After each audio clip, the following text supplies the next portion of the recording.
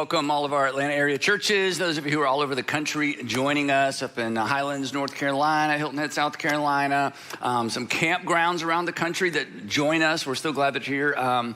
Let's see, gosh, all of our Southside churches, all of you down there killing it, Chris and your team, it's just amazing. Fayetteville, so cool to see what you're doing down there.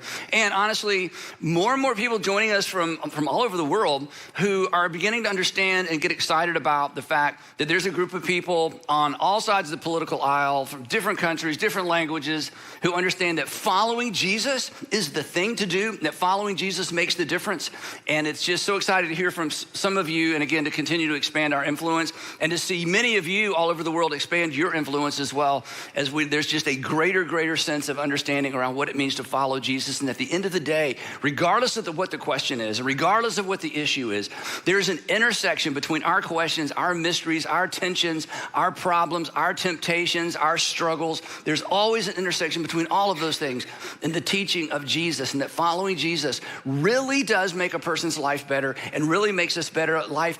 And following Jesus makes a nation better and ultimately makes the world better. So super excited about you joining us, especially for this season for this series and this particular season. So here's why I say that. As we start a new year, this is the season of obviously this is the season of self-improvement, right? This is the season, January, the beginning of a year, where we are painfully aware, for some of us, painfully aware of where we are, of where we aren't, where we need to be, where we haven't gotten, in spite of all the New Year's resolutions from last year, right? This is when we're aware of what we need to do more of and less of, probably what we need to eat more of and eat less of. And for many of us, it's the same things that we decided that we were gonna do more of and less of last year and somehow just never quite got around to it. I need to pause for 1 second. Could y'all close the opening right there in the middle at the back of the room? That would be great. Thank you so much. Anyway, where was I? Oh, so here's the question. Here's the question that we're always tempted to ask in this season. It's this question: what should I do about me?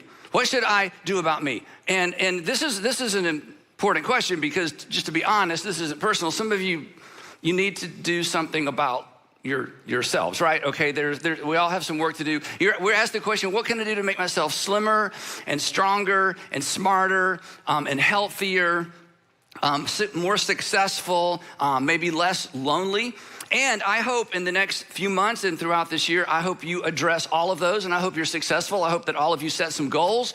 I hope that you stick with those goals. I hope that some of you will finish school, get that degree, break that habit. Maybe this is the year that you actually get out of debt. So all of that's important. In fact, for some of you, some of that's urgent. You got to do that. But what I want to do for the next few times that we're together is I want to introduce a different question. In fact, I think ultimately it's a better question. And one of the things that this question may do is help you and maybe motivate you with your what should I do about me goals and your what should I do about me resolutions. So this isn't an instead of. In fact, one, I think, ultimately will facilitate the other if you're willing to be honest about your answer to this question. The question I want to introduce is not a religious question. So if you're from a different faith tradition or no faith tradition at all, this question is relevant for you. I just think everybody should ask this question from time to time. And I think everybody should ask this question in every season of our lives, because the answer to this question changes in every season of our lives. Now, if the question sounds familiar to you, I introduced it for the first time to our network of churches back in 2015. But because this is a question that we should ask in every season of our life, I decided I didn't want to wait for 10 years to go by. I thought it may be time to dust it off, especially in light of the season that we're in as a group of churches and the season that we're in terms of our country. Now, little heads up, little warning, this question will mess with you. It will disturb you, but ultimately, I think it'll motivate you and focus you, and it may change you. You know, every once in a while, somebody says, back in whatever year, somebody said something or you read something that said, somebody says, it changed my life. Or sometimes people who do what I do say, this is gonna change your life. And you're like, didn't really change my life. Anyway, this question, if you'll ask it consistently, answer it honestly, and then find some way, even if it's a small way to act on it, has the potential to change your life. In fact, for some of you, only a small percentage of you, it has the power to maybe change the whole trajectory of your life, which is one of the reasons this question is so scary sometimes to ask. When we begin to ask this question together, and when you ask it for the first time, you may be surprised by a rush of emotion. Some of us, I can identify with this, some of us will be tempted to look the other way. Some of you won't know the answer immediately, and that's okay because we're gonna talk about it for the next few times that we're together. This is just the introduction. And if you're a Christian, if you're a Jesus follower, especially if you're a Christian, this is a really, really important question, because this question, or the sentiment behind the question, actually threads its way through the entire history of our faith. In fact, most of the famous stories that we pull from the Old Testament and the narrative of the New Testament, you can find the sentiment or the power, the idea behind this question all along the way. It was this question, or one similar to it, that explains why Moses just couldn't stand by and do nothing while he watched his brothers and his sisters suffer and labor under their Egyptian taskmasters. It's why, even though he was the prince, even though he had been adopted into Pharaoh's household and he had it made, I mean, life could not be better. It's why he just couldn't stand by and do nothing. It's why one of the most fascinating stories in the Old Testament, we should tease this out sometimes, there's so much detail. It's why Queen Esther, some of you are familiar with this story in the Old Testament, it's why Queen Esther in the 5th century, she couldn't stand by and do nothing when she found out there was a plot in Persia. Well, there was a plot in Persia to destroy all of her people, all of the Jews in Persia. And she was the queen, she was the Persian queen to King Xerxes. And she finds out about this plot, and she decides, I just can't hope that I'm gonna be protected by the fact that I'm the queen, that I'm the king's wife, and just sit back and watch my people be destroyed. But again, you gotta read the story. But the problem was, in those days, you weren't allowed to approach the king unless you had been invited, and her husband, the king, had not called for her in over 30 days. So for her to just rush into his presence was a death sentence. You were not allowed to approach the king unless you were invited. And if you approached the king and you weren't invited, it was a death sentence unless he held out his golden scepter. You may remember this story, and she calls people and says, pray for me and fast and pray. I have to approach the king even though I'm risking my life, because I can't just stand by and do nothing. And then she made this famous statement. In fact, you've probably heard this statement. Maybe you didn't know it came from the lips of Queen Esther. She said, and at the end of the day, if I perish, I perish. But I can't stand by and do nothing.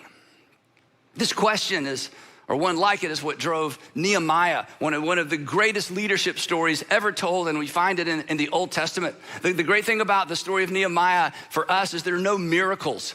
It's just a lot of hard work. It's just a lot of discipline. He was the cupbearer. You know the story, many of you. He was the cupbearer to King Artaxerxes in Persia once again. And he finds out that things in Judea, especially in Jerusalem, they're poorly. It's really, really, really bad. And he approaches his king, and he has it made. He's got the most amazing life imaginable in those days. And he approaches the king, and he asks for permission to travel back to Judea, and specifically to travel back to Jerusalem, and to become the governor of a city and the governor of a state that is in disarray, economically distressed and depressed, with the enemies encroaching. The walls are torn down, the gates have burned down. I mean, it is the depression of all depressions, and everybody involved is depressed. And he asked permission to leave his employment with the most powerful person in the world at that time, to go to this distressed area, because once he heard about what was happening there, he couldn't unhear it.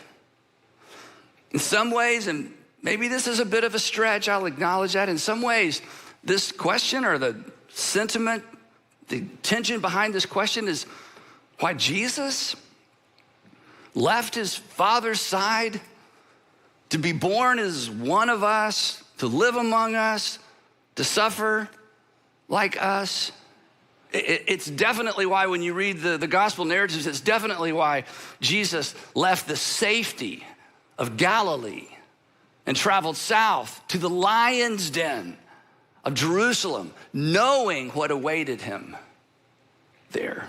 It's the whole faith story. It's why the Apostle Paul, he gets dropped off in Athens, and he's wandering around the streets of Athens, this this extraordinary city, this cosmopolitan city with all these philosophers and all these smart people, and he's wandering around. This question, or the sentiment behind this question, is why he couldn't keep his mouth shut. Because he's roaming around and all these smart people are making sacrifices to and praying to and believing in and, in some superstitious way, hoping to be blessed by hundreds and hundreds of gods. And these very sophisticated people don't even know the names of all these gods. And he realizes, wait a minute, the God, my God, Yahweh, has done something for all of these people and they don't know about it. And there's no way I'm gonna be able to convince them. But having seen what I'm seeing, I can't not say something. I can at least try to point them to the fact that God has done something on their behalf. So he opens his mouth and preaches this incredible sermon. And for the most part, it was a failure. But he couldn't remain silent. But this question and the power of this question and the force and the tension that this question creates, it didn't just shape the ancient world.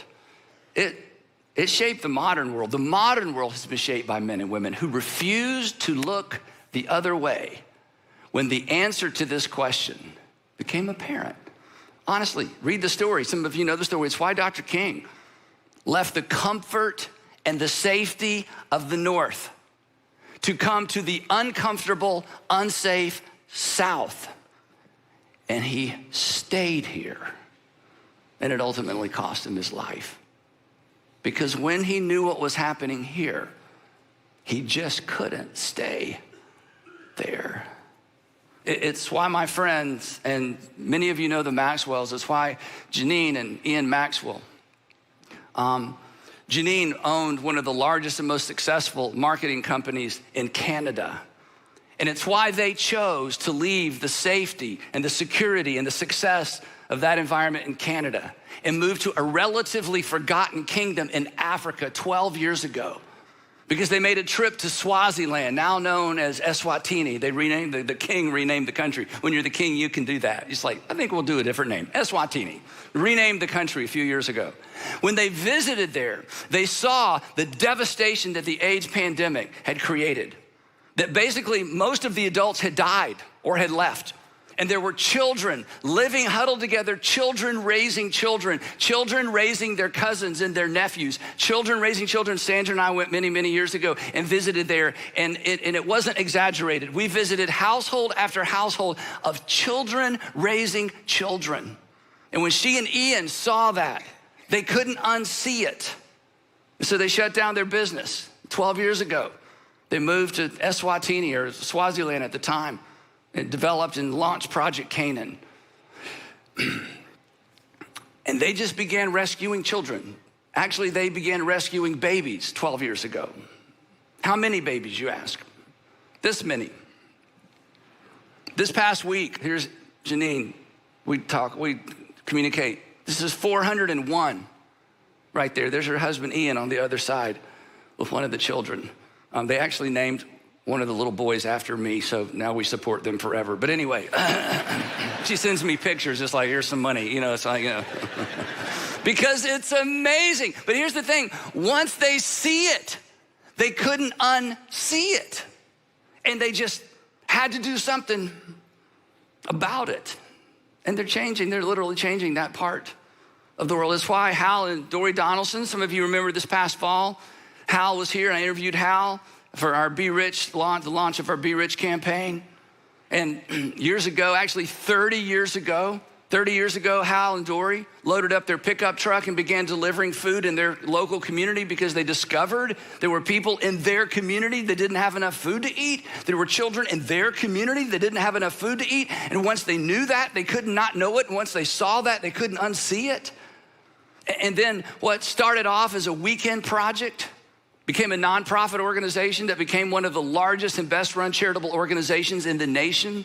One of our Intersect partners, Convoy of Hope. And I could go on and on and on. To some degree, the answer to this question is why we started this church. I mean, the last thing Atlanta, Georgia needed was another church, right? We're in the South. I mean, there are churches everywhere. But there was something that happened in a group of us, and we decided, no, Atlanta doesn't need another church, but Atlanta needs a different kind of church. Because there were so many of us and so many of you and so many people who are like, I love Jesus, but my friends, they're just gonna bounce. We need a different kind of church. It's why 10 or 11 years ago, Sandra and I became foster parents. Through the story of one friend of ours, all of a sudden our eyes were open to a need and to a reality right here in our community. And once we heard it, we couldn't unhear it. And once we began to see it, we couldn't unsee it. And we thought to ourselves, somebody needs to do something about that, and we can't change the world, and we can't foster every kid in the Atlanta area that needs to be fostered. We can foster a few, and our lives were changed. Again, when we talk about this question, you may not know the answer yet. But in the meantime, I want you to write it down somewhere where you see it. You may not know the answer yet, or as soon as I introduce or reintroduce this question, you may know the answer. But you'll immediately think what many of us think when we think in these terms. It's like, well, there's nothing I can do. The truth is there is always something you can do.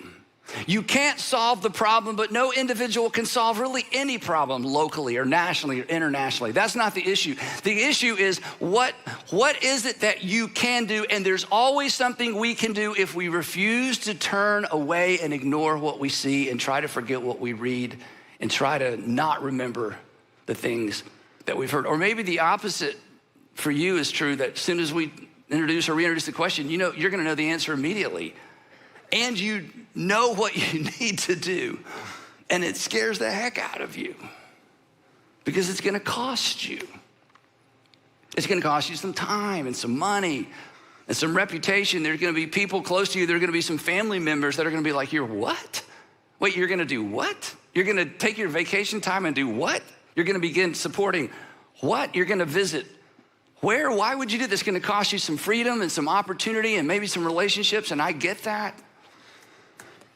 But let's just be honest with ourselves for a moment. The people you admire the most, isn't this true?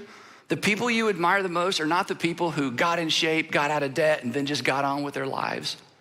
Those aren't the people you admire the most. The people you admire the most are not the people that devoted themselves to becoming the best version of themselves and made it all about themselves. I mean, those are interesting stories, and they're inspiring for a minute. But those aren't the people that inspire you. And those aren't the people who change the world. The people who amaze you and inspire you are the same people who amaze and inspire me. They're the ones that at some level asked this question and then answered it honestly and then did something. They're the people who made the world better. But in most cases, they're just people who made somebody's world better. So back to you for a minute. While it's 100% appropriate, I don't want to be misunderstood. While it's 100% appropriate, while it's 100% important, and again, for you, it might be urgent to ask, answer, and act on this question, what should I do about me? As you start this new year, I want to invite you to step away from the mirror for just a moment, to step off the scales for just a minute, and put your phone down for just a minute, and ask a better question, clarifying question, terrifying question, potentially life-changing question. And the question, regardless of whether you have an answer or not, will reveal something about you and will potentially catapult you beyond you. And here's our question. What breaks your heart? What breaks your heart? Now, here's what we have in common. Like me, there are things that bother you. There are things that irritate you. There are things that offend you. I mean, there's a lot of things that bother us and irritate us and offend us, right? There are things that bother us and irritate and offend us culturally, things going on culturally, things that are going on nationally, things that are going on locally. But is there one thing that bothers you more than all the other things? Is there maybe one thing that stays with you? You wish you hadn't heard about it. You wish you hadn't read about it. You wish you hadn't seen it. You wish when they gave you that article, you just had put it down and never exposed yourself to the reality of this thing, whatever it is. Because now you can't get away from it. Or worse, you're absolutely convinced, as I said a minute ago, that there's nothing you can do about it. It's just too big, so you just look the other way and get on with your life. Is there anything that transcends just merely irritating or concerning, that elicits more emotion than that? Maybe more than simply making you sad. When you allow yourself to think about it, it just makes you mad. Something that makes you think this shouldn't be.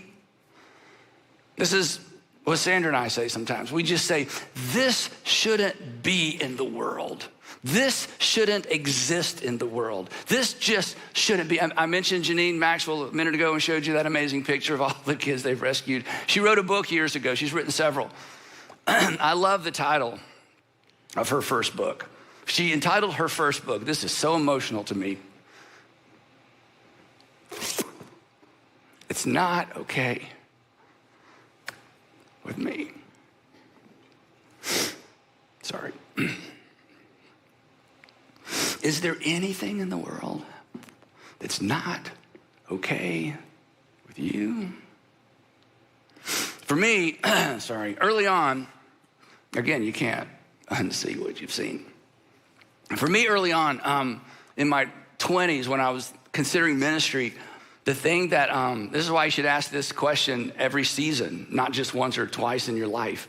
The thing that really broke my heart early on when I began thinking about ministry, sorry, I don't mean to be emotional because that sounds like looks like I'm trying to manipulate you. I'm not.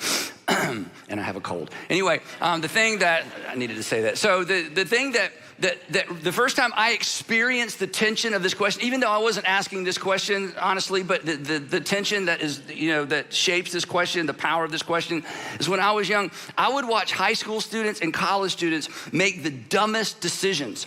And I was just old enough to know that the decisions they were making were going to potentially, impact the rest of their lives. And it broke my heart. I'm like, no, don't do that. Why are you doing that? Why did you call him back? Why are you going there? Why? So what broke my heart was these poor decisions that was going to undermine their future, specifically undermine their relational future, their health, their relationship with God. Blessed are the pure in heart, for they shall see God. And if you live with enough impurity, you're going to have a hard time finding God. And you're going to live with regret. So this just drove me in terms of being a pastor. Come on, life is hard enough, right? Life's going to give you enough hard stuff. It just killed me to watch them creating their own regrets, their own difficulties. And that burden stayed with me. It stayed with me as I did student ministry. And now it's with me as adults. And it drives how I preach, and it drives the topics I choose on. And my greatest passion and my greatest urgency, you've sensed this, is I just want you to get it right. So real quick, little mini sermon. Don't make your life more complicated than it already is with bad decisions, okay? That's it. That's what I want for you. Don't make your life artificially bad or make it worse with bad decisions. That's why we talk about follow Jesus. That's what drove me in those early days. That's what drives me today. But back to you. What breaks your heart? Years ago, when Sandra and I were talking about this, we were in the kitchen, and she had a different version of the question that I think is powerful, and maybe you'll connect with this better than my question. It kind of went like this: if you could choose, and you had to choose one thing. Think about this: if you just had to choose one thing that people would line up at the end of your life and thank you for, what would you, think about this, what would you like? If you could choose one thing, you're kind of done your deal, you're sitting on the front porch rocking, your productive years are over, whenever that is. What would you like people to line up and thank you for at the end of your life? If you could just choose one thing, and they lined up and they said, because of my relationship with you, because of what you did, because of what you supported, because of where you got involved, because you carved out time for, what would you love for people to say thank you This made a dent. This made a difference. I'm a better person because you. Here's another angle. This is macro. And it's okay not to know the answer. We're going to talk about this for a few weeks. Don't rush the answer. It'll be maybe the wrong answer. But if you could push a button and change one thing in the world, what would it be? It's okay not to know. Again, don't force it. Think about it because we're going to continue to talk about it. But what breaks your heart? Now, that's all the scary news, okay, the depressing news. Here's the good news. Flip side. Regardless of how you answer this question, you're not going to have to face down a Pharaoh and deliver a nation. All right, here's some good news. In fact, you're not going to have to go rebuild a wall around a city or repair the gates of a city. You're not going to have to go restore a national economy somewhere like Nehemiah did. You're not going to have to confront idol worshipers on Mars Hill and Athens and get run out of town. You're probably not going to be stoned. You're not going to be persecuted. You're not going to be shipwrecked. You're not going to be flogged. You're not going to have to die, you know. So the good news is all those big macro stories that it's like, whoa, those are the world changers here. I mean, maybe some of you will do something extraordinary like that, but most of us aren't. You probably aren't going to have to quit your day job, but you're probably going to have to quit something. You're probably not going to have to leave town. You're certainly not going to have to leave the country, but you're going to have to leave your comfort zone. And I like my comfort zone. In fact, many of us have worked hard to create our comfort zone. And we've either done it or we've almost done it or we can see it out there and we're finally going to get to that sit down and relax and I kind of got the world the way I want it and family the way I want it and finances the way I want it and career the way I want it. And that's okay. But if you ask this question and answer it honestly, you may not get to spend as much time in your comfort zone as you were planning to spend. And that's why we're all tempted. That's why we're going to talk about it for three times together. That's why we're all tempted, me included. That's why we're all tempted to say, that's too big for me. Somebody else is going to have to do that. You're not going to have to give up everything, but you're going to have to give up something. And here, don't miss this part. And that's okay. Because whatever you give up, in order to address something that breaks your heart, here's my promise. You won't miss it. But if you ignore the tug, if you ignore the tension, if you ignore that passion that surfaces every once in a while when you remember, when you think about, when you hear about, if you ignore the grief and you ignore the anger, you ignore the heartbreak, if you keep looking away and telling yourself there's nothing I can do, there's nothing I can do, there's nothing I can do, let me tell you what you will miss. You'll miss an opportunity. In fact, and you won't know because you missed it, you may miss the opportunity of a lifetime. You may miss your greatest opportunity for your lifetime because it scared you away. It was too big, and you couldn't immediately think of anything to do about it. You'll miss perhaps the opportunity to make your world a better place, but for sure you'll miss an opportunity to make somebody's world better. And don't miss this. Missing that opportunity, and I don't know what it is, and you don't either. Missing that opportunity is what you should fear more than the potential cost of facing and answering this question. Missing that opportunity, whatever it is, and we don't know what it is. You don't know what it is. I don't know what it is. Missing that opportunity, that's what you should fear more than the potential cost of time or money or relationships or reputation. That's what you should fear more than answering this question. And here's why. And I know you know this. And if you've been attending our churches or watching for a while, you've heard me say this before because this goes back to my urgency for you and for us. Here's why you don't want to miss that opportunity. In the end, you're going to be celebrated for the difference you made, not the dollars you made. In the end, we will be remembered for what we gave. We will not be remembered for what we saved.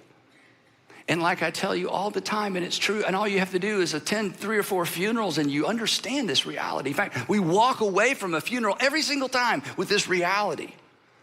The value of a life in the end, not the intrinsic value, but in the end, the value of a life is always measured by how much of it was given away. So this question shouldn't scare you. And it shouldn't scare me. This question should inspire us. This question, this is what's so powerful about it. This question will pry your fingers off the things your fingers need to be pried off of anyway. It will make you a better person. So, whether you're a religious person or not, Christian person or not, church person or not, what breaks your heart? I want you to pay attention this week. And if nothing, this is so important, if nothing breaks your heart, I want you to pay attention to that as well. Again, you're irritated by a lot of things locally and culturally and nationally, I get that. But if there's not that thing or those 2 or 3 things that if nothing breaks your heart, pay attention to that as well, because that says something about you. And as we're gonna see next time, that's really what should bother you and scare you.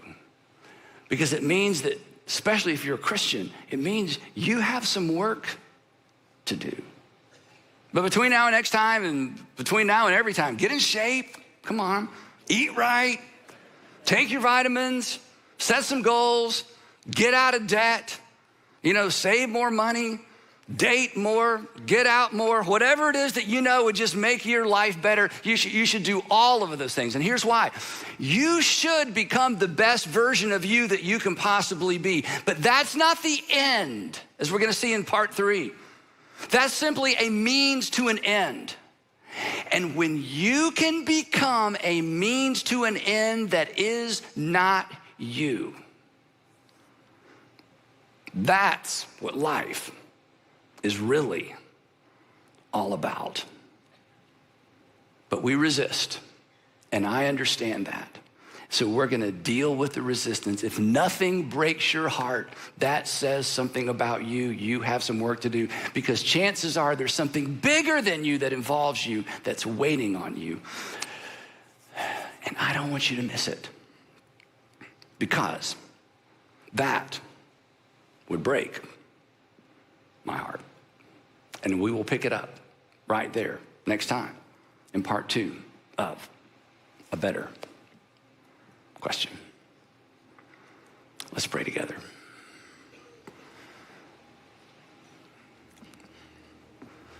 Heavenly Father, every single one of us has been positively impacted by somebody who gave up some of their time, some of their resources, some of their talent, some of their opportunity to invest in us, every single one of us. Whether it was a teacher or a coach, an aunt or an uncle, a mom or a dad who sacrificed for us because they prioritized us over their career or over opportunities they have. So we know this. We have all benefited from this. And now it's our turn, or maybe it's our turn again. So would you please do something in each of us, begin with me, and open our eyes to the opportunities. Father, I pray that we wouldn't turn away. I pray that we would look until it bothers us so much we do something, even if it's just a tiny little something, we do something about it. And in this way, we will be like our Father in heaven, who so loved the world that he gave, and it cost him. And it made an enormous difference in many of our lives personally. It certainly made a difference in this world. So would you give us eyes to see? Would you give us the courage to keep looking and not look away? Would you create extraordinary conversations around the lunch table and dinner table and in small groups this week? And for those of us who don't know, Just give us the courage to acknowledge, I don't know. And do something even in that honesty and that transparency that surprises us and impacts the world. And we pray all of this in the matchless name of Jesus, our Lord and our King. Amen. Wow, I don't know about you, but I am really looking forward to the rest of this series. And don't forget, you can go to our YouTube channel, Southside Church Georgia, to send this series and this message to those that you know that would love to hear it. Thanks again for joining us today. And don't forget, if it's the start of a new year, so it's a way for you to re-engage or to engage with us here at Southside, which we would love nothing more than for you to do that. So go to our website, southside.org, click on the button for events, and you'll see all that's coming up in the next few months. Hope to see you next week, and have a great day.